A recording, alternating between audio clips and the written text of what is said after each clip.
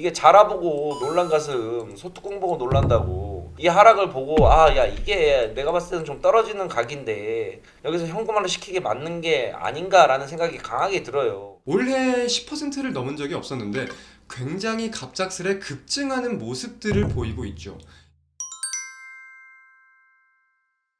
네, 반갑습니다. AP투자연구소의 이호수 전문가입니다. 반갑습니다. 증시가 숨 쉴 틈 없이 오르다 보니 많은 개인 투자자분들이 다시금 주식시장에 관심을 보이고 계십니다. 증시가 이렇게 계속해서 오르기만 한다면 좋겠지만 사실상 우리는 위험자산 시장에 투자를 하는 거기 때문에 항상 양방향성에 대한 가능성을 인지하고 있을 필요가 있겠는데요. 오늘은 관련하여 개인 투자자의 발들임에 대해서 우려감이 깊은 내용들을 함께 한번 살펴보도록 하겠습니다. 화면에 보이는 투자자 예탁금을 살펴보면 증시가 하락하면서 다시금 예탁 잔고가 줄어들다가 다시 이제는 50조를 넘겨가는 수순을 보이고 있습니다. 이어서 4월달 것까지 본다고 하더라도 계속해서 50조를 웃도려는 모습들을 이렇게 확인할 수 있겠는데요. 이렇게 투자자 예탁금이 증가를 한다는 이유는 뭘까요? 당연히 증시가 오르니까겠죠. 지금 보시다시피 올해 전 세계 상승률 1위가 코스닥 시장이라고 합니다. 근데 시장의 수급을 좀 살펴보니까 사실상 개인 투자자의 매수세가 굉장히 증가되고 있고 기관과 외국인 투자자들은 크게 동요치 못하는 모습들을 보이고 있어요. 그래서 우리가 코스닥 차트를 놓고 본다고 하더라도 개인 보유 수량과 증시의 거래량이 함께 이렇게 증가되는 모습을 보이고 있습니다. 근데 그런 부분들에 대해서 우리가 지금 함께 살펴볼 수 있는 부분이 신용거래 융자 부분이에요. 신용융자라는 것은 주식을 매수할 때 증거금율에 따라서 증거금을 납입하고 결제일에 부족한 결제자금을 빌려주는 서비스입니다. 빌려주는 거기 때문에 당연히 상환을 해야겠죠. 우리가 이 신용거래 융자를 한번 살펴보다 보니까 이렇게 좀 확인을 할 수 있을 것 같아요. 지금 코스닥의 신용융자가 유가증권을 앞지른 상황인데 사실상 여러분들도 다 알고 계시겠지만 코스피 시장이 코스닥 시장보다 훨씬 거대한 시장입니다. 코스피 시총을 도합하면 코스닥 시총보다 5배 이상이 크다고 제가 알고 있어요.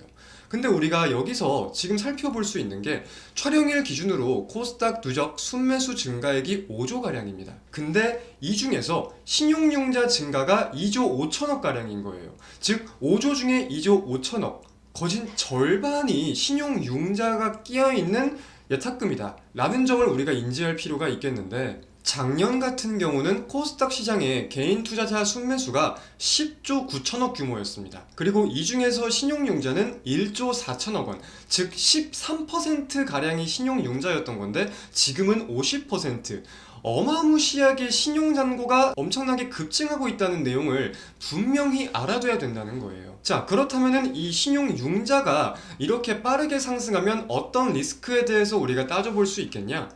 반대매매입니다. 반대매매라는 것은 고객이 증권사의 돈을 빌리거나 신용융자금으로 주식을 매입하고 난 후에 약정한 만기 기간 내에 변제하지 못할 경우 고객의 의사와 관계없이 주식을 강제로 일괄매도 처분하는 매매를 뜻합니다.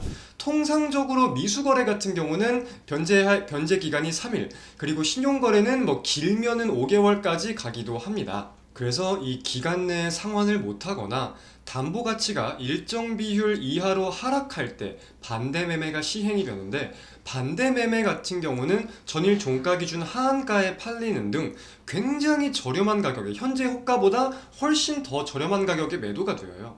그래서 우리가 그런 부분들에 대해서 악순환이 생길 수 있다는 점을 좀 따져본다면은 반대 매매 종목들이 헐값에 매도가 나갑니다.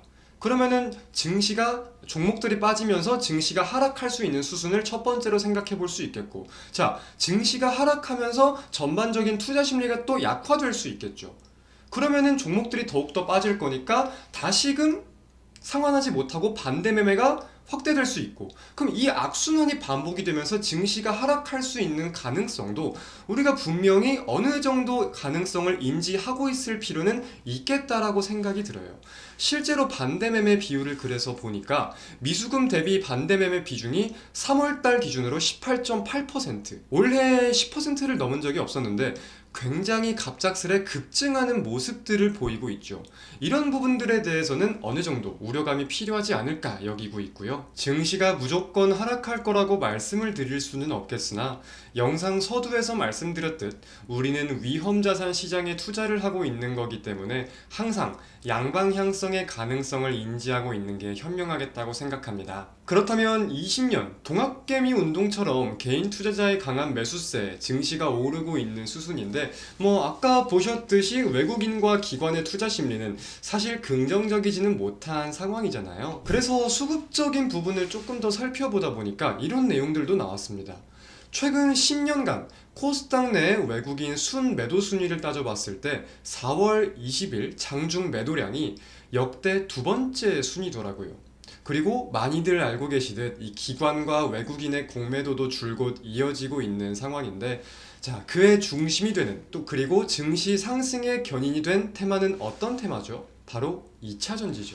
실상 전반적인 종목군들의 투심이 밝아지며 증시가 상승하였다기보다는 2차전지 관련주들의 쉴 틈 없는 강세가 증시를 견인하는 일종의 시장 왜곡 현상이 보이고 있는 건데, 물론 2차전지의 성장성에는 의심의 여지가 없을 겁니다. 저 또한 그렇고요. 다만 상승의 동력 중 하나가 개인의 신용 매수이고 공매도가 줄곧 이어지고 있다는 점을 인지한다면 우리는 무조건적인 전략을 세워서는 안 되겠죠. 결국 주식은 사이클입니다. 백날 첫날 오르기만 하는 종목은 없고 상승이 있으면 하락이 있고 하락이 있기에 상승이 있기 마련인 겁니다. 물론 그 시기가 지금일지 한 달 뒤일지는 모르겠으나 항상 불확실성이 있다는 사실을 인지하시는 게 현명하겠습니다. 증시가 쉴 틈 없이 상승하는 가운데 개인의 신용잔고 등 우려감이 깊은 내용들을 한번 살펴보았습니다. 계속해서 강조를 드리듯 증시는 항상 양방향성의 가능성을 염두에 두어야 한다. 이 포인트를 항상 생각하시면서 증시에 잘 접근하시길 바라겠습니다. 언제나 개인 투자자분들을 위해 노력할 수 있는 이호수 전문가가 되도록 하겠습니다. 감사합니다.